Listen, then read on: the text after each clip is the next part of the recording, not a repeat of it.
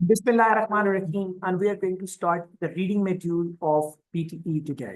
आज हम शुरू करने के लिए जा रहे हैं PTE का reading module. PTE reading module में देयर आर टोटल 5 क्वेश्चंस, 5 सवाल हैं। पहले इनको अंडरस्टैंड करना जरूरी है और फिर इंशाल्लाह we will be working on the solutions of all of them one by one. पहला क्वेश्चन जो PTE का रीडिंग एग्जाम में है, that is known as fill in the blanks and that is known as drag and drop. Drag and drop, we are given blanks, हमें question के अंदर blanks दी होती हैं। For example there are 5 blanks और उन ब्लैंक्स के नीचे हमें आंसर्स गिवन होते हैं, may be 10 in numbers. So answer are more than the blanks. पहला सवाल क्या है? Fill in the blanks, drag and drop. तो हमें अगर 5 ब्लैंक्स दिए हुए हैं तो मे बी हमें उसके नीचे 7-8 आंसर्स दिए हुए हों। So answers given to us are more than the blanks, लेकिन आंसर हमें दिए हुए होते हैं।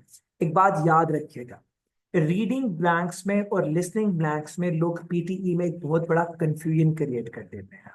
वो कंफ्यूजन ये है कि हमें स्पेलिंग का आना चाहिए। स्पेलिंग आना reading fill in the blanks के लिए जरूरी नहीं है। स्पेलिंग का आना पीटीई में listening fill in the blanks के लिए हाईली इंपॉर्टेंट, मींस वाइटल है।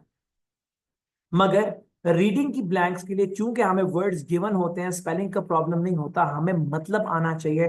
अगर हमें आंसर ऑफ द वर्ड नहीं आता तो पीटीई के ब्लैंक्स को हम आंसर नहीं कर सकते। जब हम इस क्वेश्चन को करने के लिए जाएंगे तो उस वक्त मैं ज्यादा डिटेल से समझा दूंगा। सो पहली क्वेश्चन जो कहलाता है, what is that? That is fill in the blanks, drag and drop. इस fill in the blanks, drag and drop के एग्जाम में there are about 4 questions. Total 4 सवाल एग्जाम में होते हैं। एक क्वेश्चन के अंदर ऑलमोस्ट 5 ब्लैंक्स होती हैं और इस क्वेश्चन के, जिसको हम फिल इन द ब्लैंक्स कहते हैं, ड्रैग एंड ड्रॉप, इसके टोटल 14.8 अबाउट 15 मार्क्स हैं। और सारे के सारे मार्क्स जो है वो कहाँ पे जा रहे हैं? सारे के सारे मार्क्स रीडिंग ही के पोर्शन को जा रहे हैं। So the first question that we are going to meet in exam is known as fill in the blanks, drag and drop. There are total 4 questions in exam. 5 blanks in every question probably will be there. So we will meet about 20 blanks of this question in exam. 14.8 means 15 marks will be there probably, and all marks will go for your reading exam only. There is no conversion of marks in any other section. So for this question number 1 is concerned in your PTE exam. Number 1. Number 2, the second question of PTE reading exam is known as fill in the blanks, drag, drop, drag down. Drag down. So now what is the difference between the first one and the second one? पहले वाली के अंदर हमें blanks भी दिए होते हैं और नीचे आंसर्स दिए होते हैं। नॉर्मली 5 ब्लैंक्स है, 7 आंसर्स होंगे। सो आपके 2-3 वर्ड्स ज्यादा होते हैं। So we are very close to the correct words. ये जो drop down fill in the blanks हैं, these are 5 question in exam and there are almost 5 blanks in every question. So we are going to meet 25 blanks in exam almost. I'm not saying exactly because एक दो ऊपर नीचे हो सकती हैं। हर एक blank के लिए 4 आंसर्स गिवन होते हैं। आपके ब्लैंक के साथ एक एरो बना होगा, आप उस एरो को प्रेस करेंगे और आपके सामने 4 आंसर्स खुल जाएंगे, उनमें से 1 you have to select. So हर एक स्पेसिफिक ब्लैंक के लिए we are given 4 options of the answers. 1 out of them is our answer. So पहले और दूसरी वाली में क्या फर्क है? Fill in the blanks, drag drop में we are given 5 blanks probably and we are given 7 to 8 answers. 2 से 3 एक्स्ट्रा होते हैं। लेकिन जो ड्रॉप डाउन ब्लैंक्स हैं, इनमें अगर 5 ब्लैंक्स हैं तो we will be given 20 answers and out of 20 words given to us, हमने 5 सेलेक्ट करने हैं टोटल। ओके, सो हर 4 में से एक करेक्ट आंसर हमने निकालना है। सो पहला आंसर, पहला डिफरेंस क्या हो गया? पहला डिफरेंस ये हो गया कि ब्लैंक 1 एंड ब्लैंक 2। ब्लैंक 1 में सारे के सारे क्वेश्चन जो है उनके मार्क्स कहाँ जा रहे हैं? रीडिंग एग्जाम में। And number 2, for 5 blanks we are given 7 to 8 words, तो सिर्फ 2 से 3 एक्स्ट्रा वर्ड्स साथ दिए होते हैं जो हमें आंसर ऑप्शंस दिए होते हैं। Number 2, fill in the blanks जो ड्रॉप डाउन है, इनके अंदर अगर हमें 5 ब्लैंक्स दी हुई है तो 20 options of answers will be given to us. 20 के करीब हमें ऑप्शन दी जाएंगे, उनमें से सिर्फ 5 करेक्ट आंसर होंगे जिनको हमने मार्क करना है। सो difficulty level in the drop down fill in the blanks is 4 times more than blank number 1. What is the reason? पहले वाली blank के अंदर चूंकि words कम है तो इसलिए you will be very close to the correct answer. लेकिन second वाले में चूंकि options ज्यादा है इसलिए आप अपने correct answer से खासे दूर होंगे. Out of 25 out of 5 blanks के लिए 20 option है, 5 correct option, इसका मतलब है 25% you are close to the correct answer, 75% you are away. 20 option में से 5 करेक्ट सेलेक्ट करनी है, इसका मतलब है कि 75% रॉन्ग्स के करीब है, 25% करेक्ट के करीब है. इसीलिए blank number 2 is considered is a bit difficult than number 1. The second question in your reading exam will be known as fill in the blanks drop down. 5 blanks होती हैं, हर blank के अंदर 4 आंसर ऑप्शन गिवन होते हैं और हमें exam में 5 सवाल मिलेंगे. So probably 20 blanks question number 1 की और 25 blanks क्वेश्चन नंबर 2 की. Normally we have to we will see in exam number 1 number 2. जो आपका drop down fill in the blanks है, इनके टोटल मार्क्स 2 जगहों पे एलोकेट होंगे. 22.1 marks will be going towards your 22.1 means 22 marks will be going to your reading exam and 22 कहाँ जा रहे होंगे राइटिंग में. तो टोटल कितने मार्क्स हो गए? 44. It is the third highest marks question of whole PTE exam. Okay, this second one fill in the blanks drop down PTE का तीसरा सबसे ज्यादा नंबर वाला सवाल है. क्लियर जी? 44 मार्क्स हैं. कहाँ जा रहे हैं? 22 रीडिंग में, 22 कहाँ जा रहे हैं? राइटिंग में. ओके जी, so 2 questions are over. Question number 3, 5 में से जो तीसरा सवाल है that is known as reorder the paragraph. हमें 3 से 4 सेंटेंसेस, 4 से 5 सेंटेंसेस दिए होते हैं. 4 to 5 सेंटेंसेस के टोटल एग्जाम में हमारे पास आते हैं तकरीबन 2 सवाल और हमें इन 4 से 5 सेंटेंसेस को तरतीब में बनाना होता है. Sentence number 1, sentence number 2, sentence 3, 4, 5 हमें ये मिलते हैं मिस ऑर्डर में. हमें इनको करेक्ट ऑर्डर में सीक्वेंस में लाना है. It is question number 3 of the reading exam और एग्जाम में total 2 questions and there are almost 6 marks of this question. This reorder the paragraph 6 number है इसके और सारे के सारे marks are going towards your reading exam. There is no referral mark at all. Then there are multiple choice question with a single answer. Multiple choice question है single answer के साथ. Exam में most probably 2 questions will be there and इनके कितना number है? सिर्फ 1.5 marks. सिर्फ this is the question that contains negative marking. एक बात याद रखिएगा, रीडिंग के MCQs के बारे में भले अलर्ट रहिएगा.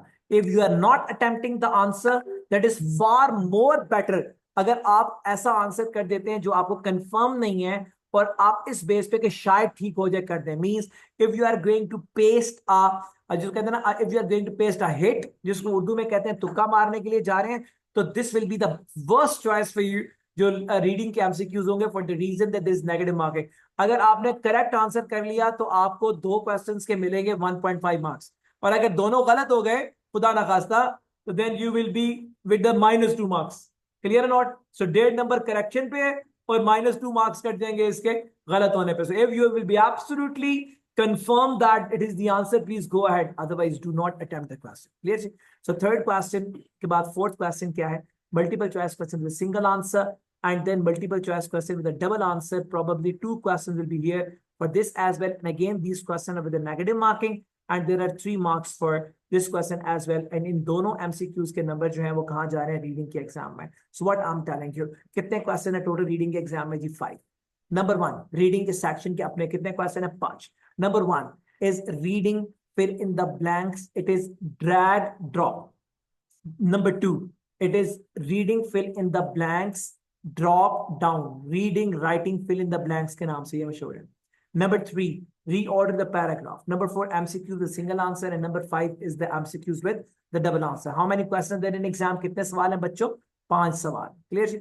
ये सारे के सारे सवाल पांचों के पांचों, ये पांचों के पांचों क्वेश्चंस मिलके आपके रीडिंग के एग्जाम को अबाउट 45 मार्क्स देते हैं आउट ऑफ 90 मार्क्स. आपके पीटीई के टोटल एग्जाम के मार्क्स हैं 360. इन 360 मार्क्स को 4 हिस्सों में तकसीम किया गया है: reading, writing, listening and speaking. अगर reading, writing, listening and speaking सबके 90 मार्क्स होंगे तो 90 into 4 will make 360 marks total for the PTE exam. अब ये 5 सवाल रीडिंग के अपने सिर्फ 45 मार्क्स दे रहे हैं आउट ऑफ 90. लोग कहते हैं रीडिंग का सेक्शन बहुत मुश्किल है, रीडिंग के सारे सवाल मिलके भी 45 से ज्यादा नंबर नहीं दे रहे। इसका मतलब ये है दैट पीटीई के रीडिंग एग्जाम के आधे नंबर, अगर ये 5 सवाल दे रहे हैं तो आधे नंबर कहीं और से आ रहे हैं। उस आधे नंबर जिस और जगह से आ रहे हैं उसको इसलिए अंडरस्टैंड करना जरूरी है कि अगर आपकी वो जगहें स्ट्रांग होंगी तो रीडिंग का एग्जाम ऑटोमेटिकली मार्क्स में ऊपर लाने में बहुत ज्यादा आसानी होगी। और अगर आप उन एरियाज को छोड़ देंगे जो 45 मार्क्स बाहर से दे रहे हैं तो व्हाट विल हैपन, आपके रीडिंग में मार्क्स कभी भी 45, आपने रीडिंग के अपने 5 क्वेश्चन सारे के सारे 100% भी ठीक कर लिए हो तो मैक्सिमम कितने मार्क्स ले सकते हैं, 45 आउट ऑफ 90। इसका मतलब ये है कि we have to find out the right values, जो लोग नहीं करते। स्पीकिंग का सेक्शन, स्पीकिंग का सेक्शन 22 मार्क्स दे रहा है। स्पीकिंग का सेक्शन 22 मार्क्स दे रहा है। किसको? 22 मार्क्स दे रहा है आपके रीडिंग के एग्जाम को। और एक ही सवाल है, that is known as read aloud. That is what? Read aloud. Read aloud is the question जो कि दे रहा है 22 मार्क्स स्पीकिंग के सेक्शन से रीडिंग के एग्जाम को। इसका मतलब यह है कि if you want to take good marks in reading exam, you have to really push up read aloud question answer, because if it will be pulled up, your reading marks will automatically go up. Number 1. Number 2, writing का section 10 marks दे रहा है। कौन सा question? It is summarize the written text. It is summarize the written text. Summarize the written text. Summarize the written text अगर आपका ठीक है तो 10 मार्क्स वहां से आ जाएंगे, बिकॉज 20 नंबर्स के का क्वेश्चन है एंड 20 में से 10 मार्क्स कहाँ जा रहे हैं? राइटिंग में। तो 10 मार्क्स कहाँ पे आ रहे हैं आपके रीडिंग के एग्जाम में? एक बात को याद रखिएगा। इसका मतलब ये हो गया कि अगर आपका स्पीकिंग का रीड अलाउड ठीक है और अगर आपका राइटिंग का SWT summarise the written text ठीक है तो आपका रीडिंग का एग्जाम ऑटोमेटिकली बैंड्स में स्कोर में ऊपर आ जाएगा। Number 3, listening section. Listening section का जो सवाल है जिसको हम कहते हैं highlight the incorrect word, plus दूसरा क्वेश्चन जिसको हम कहते हैं listening fill in the blanks. These 2 question will be giving numbers to your reading exam as. Clear जी? तो आपके ये दोनों क्वेश्चन जो है वो नंबर दे रहे हैं किसको? आपको वो नंबर दे रहे हैं आपके, बल्कि रादर जो आपका listening fill in the blank है ये नंबर जो है वो नहीं देगा। इसमें एक ही क्वेश्चन आएगा and that is what known as highlight the incorrect word, because आप पढ़ के इसको आंसर करते हैं। जो लिस्टिंग का फिल इन द ब्लैंक्स है वो राइटिंग को नंबर देंगे। So this will B only one question, highlight the incorrect word. So 10.4 marks, so almost 10 number वहां से आ रहे हैं। तो इस तरह से अगर मैं इसको बाइफरकेट करता हूँ, समराइज करता हूँ, तो 5 क्वेश्चन रीडिंग के अपने मिलके कितने नंबर लेके आ रहे हैं? 45। एंड आपके साइड के जो 3 मॉड्यूल हैं, स्पीकिंग, राइटिंग और लिसनिंग, ये तीनों अपने एक एक क्वेश्चन से 45 मार्क्स कंट्रीब्यूट कर रहे हैं टू योर रीडिंग एग्जाम। इसका मतलब ये है कि अगर आपको रीडिंग को उठाना है तो आपको 5 नंबर, आपको 5 क्वेश्चन तैयार नहीं करना है।